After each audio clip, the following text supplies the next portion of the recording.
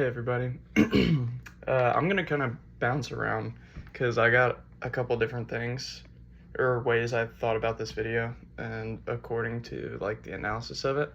Um, but the main thing that I really stuck with is like the difference between telling a story and storytelling. There's a big difference there in between discerning logical facts and having an emotional response to words that's being put on a page or any news articles that's coming out. And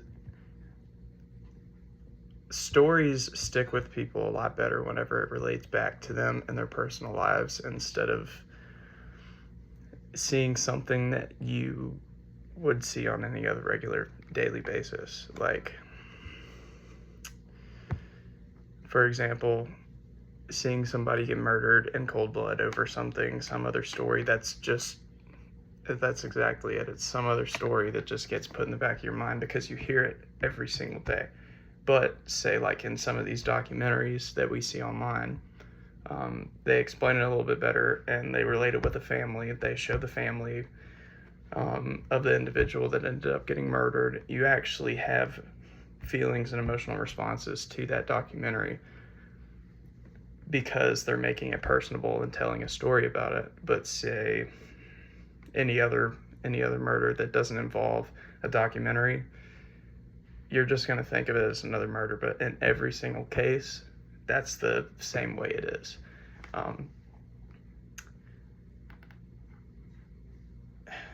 And even kind of one that's like going around right now is the Austin Metcalf and the Carmelo Anthony trial. Since we've heard a lot about that certain situation, there is a lot of opinions and a lot of biased press that's been going into it on both sides of the story. So it is doing nothing but dividing the crowd, inviting racial stereotypes into the story, and that's just simply not how everybody should go about that situation. And that's a big thing with news articles and how media pushes that opinion onto people. It's not the right way to do it at all. All they see is these little micro stories, like the lady said on the video, is these micro stories about it. And the more information you get fed about that, the more your opinion is going to draw from a different area. And it's not good that the media has an algorithm attached to it. So certain people see these videos, certain people see those videos. That's just not the way to go about it.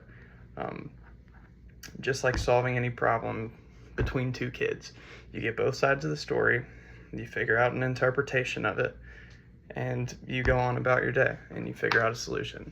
That's it. It's not, okay, well, this kid had more cookies than you, so therefore you need to share, or whatever it may be. It's figure out both sides of the story, figure out a common middle ground, a good interpretation, and so everybody can get along, instead of, okay, let's make this one person more mad at another person for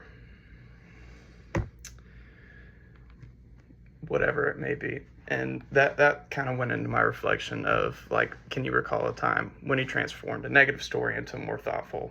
That kind of goes hand in hand.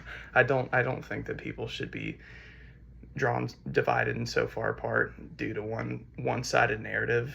Instead, get both sides of the story, come to a common conclusion, and find a solution that's going to end up making everybody happy at the end of the day. Granted, not everything in life can be that way, but I like to be a glass half full kind of guy.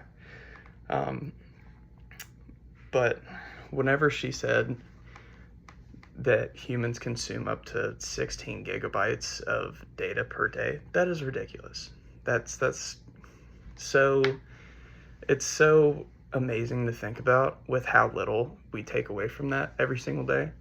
But if people were to slow down and actually dig into their consumption of media, say putting facts all across Instagram or putting facts on a news article, if they were to stick with that one story and dig in and research more about that topic,